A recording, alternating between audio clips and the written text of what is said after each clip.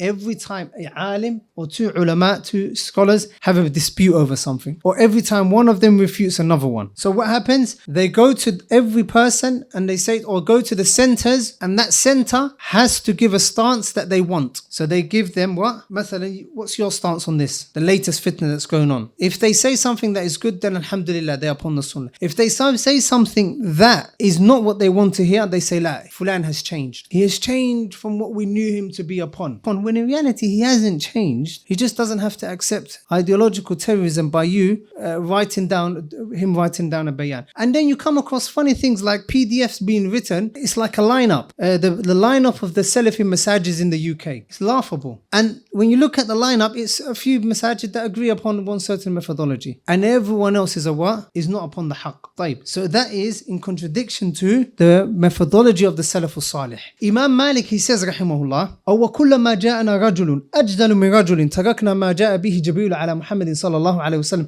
لجدل هؤلاء. Is it the case that every time two people argue, a man comes to us who's more argumentative than the previous one that came to us, are we going to leave what Jibreel sent down to Muhammad sallallahu alaihi wasallam due to their arguments, due to their disputes?